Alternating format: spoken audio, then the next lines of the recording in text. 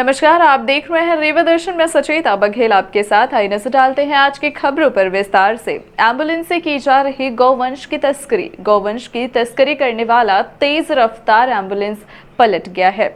वहीं अंधेरे का फायदा उठाकर वहां से गौ तस्कर भागने में कामयाब हो गया। पुलिस घटना के बाद मामले की जांच करने में जुटी हुई है कि आखिरकार गौवंश की तस्करी करने वाले लोग कौन हैं और किसके इशारों पर यह कार्य किया जा रहा है। घटना जवा थाना क्षेत्र अंतर्गत खरपटा गांव की बताई जा रही है, जहां बीती रात तकरीबन 1 बजे गौवंश से लोड एक एम्बुलेंस अनियंत्रित होकर पलट गया, जिसका नंबर AP09TA1162 है। घटना के बाद एम्बुलेंस पलटने की सूचना गांव वालों ने यह सोचकर पुलिस को दी कि कहीं किसी मरीज की जान खतरे में ना हो, और तुरंत डायल 100 पर पुलिस को सूचना दी गई। जब तक स्थानीय लोग कुछ समझ पाते तब तक अंधेरे का फायदा उठाकर तस्कर फरार हो गया। इधर सूचना के बाद मौके पर तत्काल जवा पुलिस पहुंच गई और जांच में पाया गया कि एम्बुलेंस में कई गौवंश हैं। जानकारी के मुताबिक चिल्ला से जवा की तरफ हूटर बजाते हुए खरपटा एम्बुलेंस गांव की तरफ गई और कई चक्कर गांव में लगाए। ज़्यादातर ऐसा होता है कि एम्बुलेंस की चेकिंग जल्दी नहीं होती है, क्योंकि उसमें मरीज की जान खतरे में रहती है। एक एक पल तक सोचना पड़ता है, इसलिए पुलिस भी एम्बुलेंस को जल्दी चेक नहीं करती कि कहीं चेक करने के चक्कर में अगर 2-4 मिनट चेक करने में लग गया तो इसके चक्कर में कोई अनहोनी न हो जाए। इसी वजह से एम्बुलेंस को मरीज के वास्ते जा रही है, ऐसा जानकर पुलिस भी ध्यान नहीं दी। इसी का फायदा उठाते हुए एम्बुलेंस में 8 की संख्या में गौवंश लोड किए गए थे, जिन्हें लेकर एम्बुलेंस जवा की तरफ जा रही थी, लेकिन तेज रफ्तार होने के कारण एम्बुलेंस पलट गई। इस घटना में 3 गौवंश मौके पर दम तोड़ चुके हैं। वहीं मौके पर पहुंची पुलिस पहले तो स्थानीय लोगों की मदद से एम्बुलेंस को सीधा करने का प्रयास किया, उसके बाद उसमें फंसे गौवंश को निकालने का प्रयास किया गया, लेकिन एम्बुलेंस इतनी बुरी तरीके से पलटी हुई थी कि सड़क के किनारे जाकर फंस गई। ऐसे में एम्बुलेंस को बिना सीधा किए गौवंश को निकालना मुश्किल था, जिसके बाद पुलिस ने JCB की मदद से एम्बुलेंस को सीधा किया, जिसमें 3 मृत एवं 5 जिंदा गौवंश पाए गए। इधर पुलिस तस्करों की तलाश में जुटी हुई है। एम्बुलेंस के अंदर गौवंश की सूचना मिली थी और तत्काल थाने की टीम वहाँ पहुँची तो उसमें से 4 गौवंश जीवित पाए गए, जिनका ट्रीटमेंट करा के उनको गौशाला भिजवाया जा रहा है।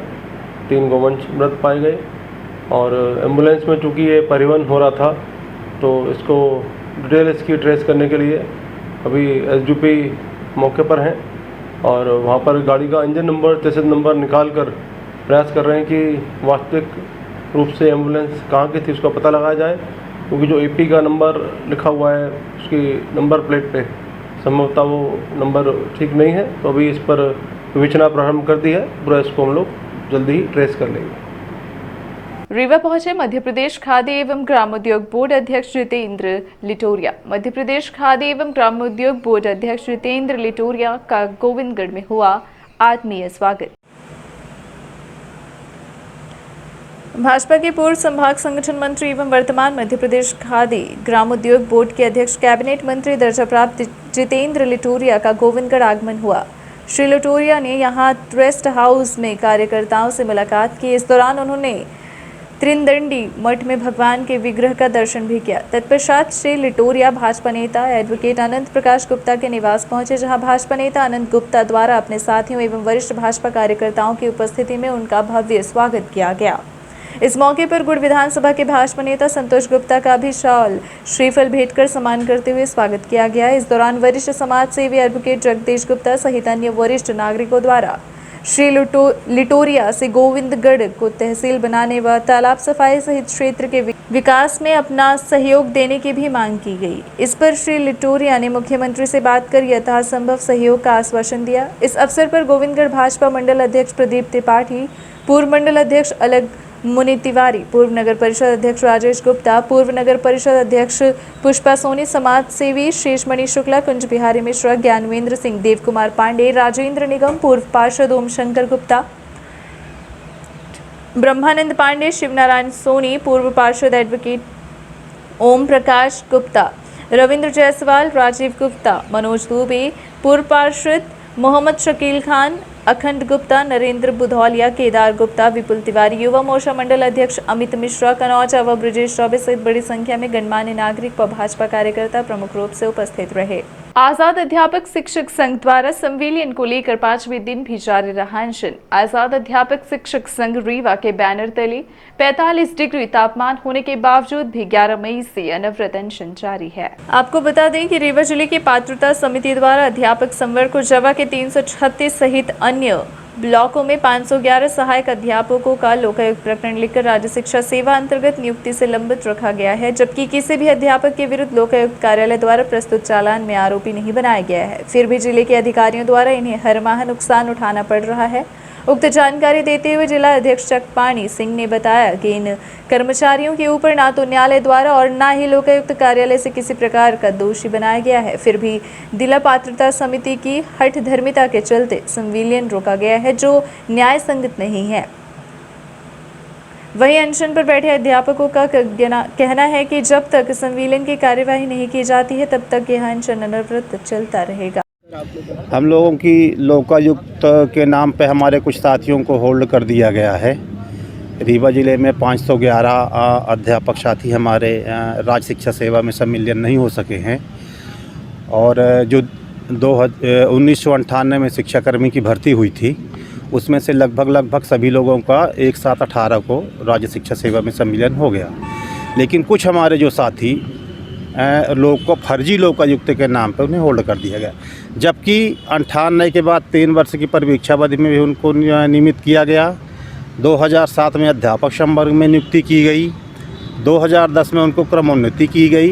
लेकिन पता नहीं जब ये राज्य शिक्षा सेवा में संविलियन होने लगा तो हमारे कुछ साथी 511 यहाँ के रीवा के और कुछ साथी हमारी सतना के, तो पूरे मध्य प्रदेश में 2 ज़िले ऐसे हैं जिन पे फर्जी लोकायुक्त के नाम पे इनका होल्ड किया गया है।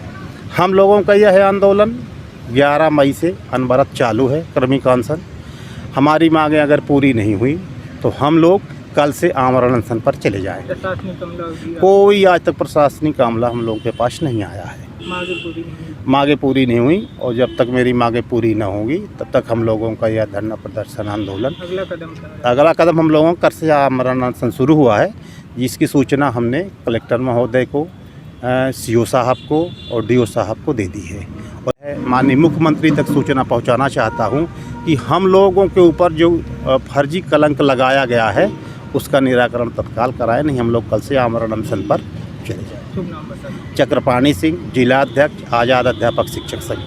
ओबीसी आरक्षण समाप्त किए जाने के विरोध में बहुजन समाज पार्टी द्वारा कलेक्ट्रेट पहुंचकर महामहिम राष्ट्रपति के नाम सौंपा गया ज्ञापन। हाल ही में देश की सर्वोच्च अदालत में पंचायत चुनाव एवं नगरीय निकाय चुनाव कराए जाने के निर्देश जारी किए गए हैं, जिसमें बिना ओबीसी आरक्षण के चुनाव कराने निर्देशित किया गया है। इस बात को लेकर लगातार प्रदेश भर में ओबीसी वर्ग के लोगों में आक्रोश देखा जा रहा है। इसी तारतम्य में सोमवार को रीवा स्थित कलेक्ट्रेट कार्यालय में बहुजन समाज पार्टी के नेताओं ने कलेक्ट्रेट का घेराव करते हुए महामहिम राष्ट्रपति के नाम ज्ञापन सौंपा है और ओबीसी आरक्षण की मांग की है। ज्ञापन सौंपने आए बहुजन समाज पार्टी के नेताओं का क्या कहना है, आइए हम आपको उन्हीं से सुनाते हैं।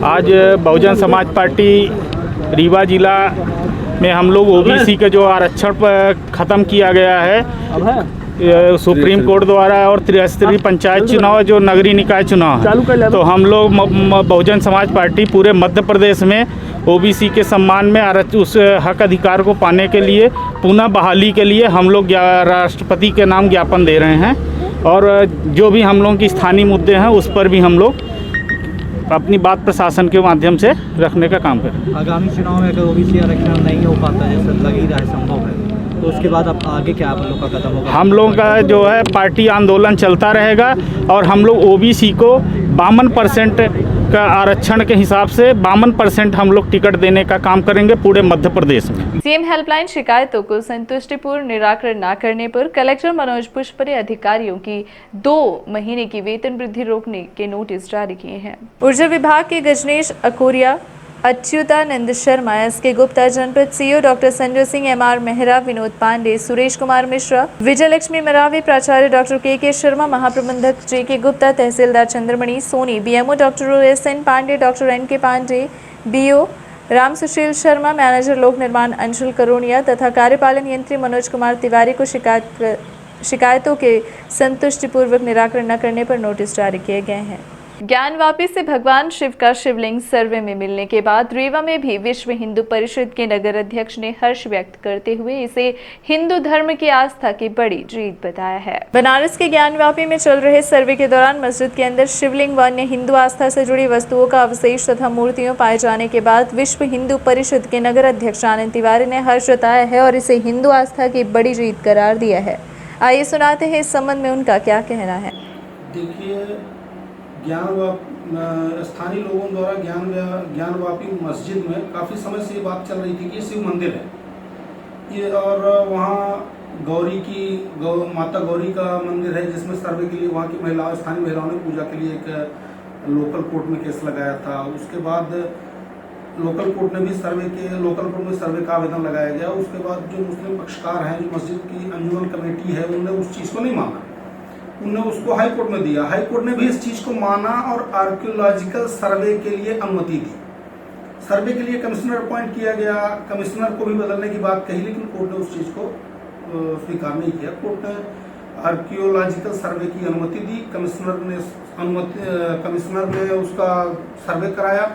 आर्कियोलॉजिकल डिपार्टमेंट दोनों पक्षों के वकील और पक्षकारों की उपस्थिति में, ये सबसे बड़ा हर्ष का विषय ये है कि दोनों पक्षों के वकीलों और पक्षकारों की उपस्थिति में शिवलिंग वहां प्राप्त हुआ, जिससे हम जो बातें पहले से कहते आ रहे हैं कि मंदिरों को तोड़ करके मस्जिद बनाया गया है, वो बात स्वयं सिद्ध होती है। और सबसे अच्छी बात ये है कि इस बार कोई ये नहीं कह सकता है कि ये चीज़ हम कह रहे हैं। ये चीज़ न्यायालय का एक पक्ष, मुस्लिम पक्षकार जो विपक्ष के पक्षकार थे, दोनों पक्षों के वकील, पूरी आर्कियोलॉजिकल टीम के सामने ये सर्वे हुआ और उस सर्वे के दौरान बाबा विश्वनाथ प्रकट हुए, भोलेनाथ का शिवलिंग प्रकट हुआ। ये हमारे लिए हर्ष का विषय है। चूंकि मामला न्यायालय में विचाराधीन है, इसलिए उस पर कोई ज़्यादा टिप्पणी करने से मतलब नहीं है। न्यायालय का जो भी आदेश आएगा वो हमको स्वीकार होगा या उस पर हम अमल करेंगे। उसके बाद विश्व हिंदू परिषद की रणनीति बनाई है, वैसा अपने कार्यक्रम करेंगे। पर अभी तो हमारे लिए एक बहुत बड़े हर्ष का विषय है कि जो बात हम कह रहे हैं वो बात स्वयं सिद्ध हो गई। उसके लिए स्वयं प्रमाण मिल गया, किसी अन्य प्रमाण की कोई आवश्यकता नहीं। ये थी आज की खबरें। आगे की खबरों के लिए बने रहे रीवा दर्शन के साथ। दीजिए हमें इजाजत। नमस्कार।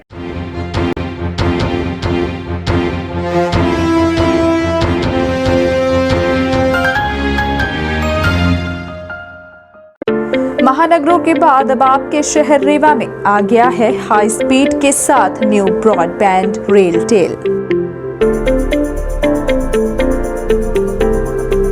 जिसमें आपको मिलेगी अच्छी स्पीड और बेहतर सर्विस। तो न्यू ब्रॉडबैंड कनेक्शन के लिए संपर्क करें VPS केबल नेटवर्क, पता John tower 2nd floor near college चौक रीवा। मोबाइल नंबर है 9000992232 और 9425470430। धन्यवाद।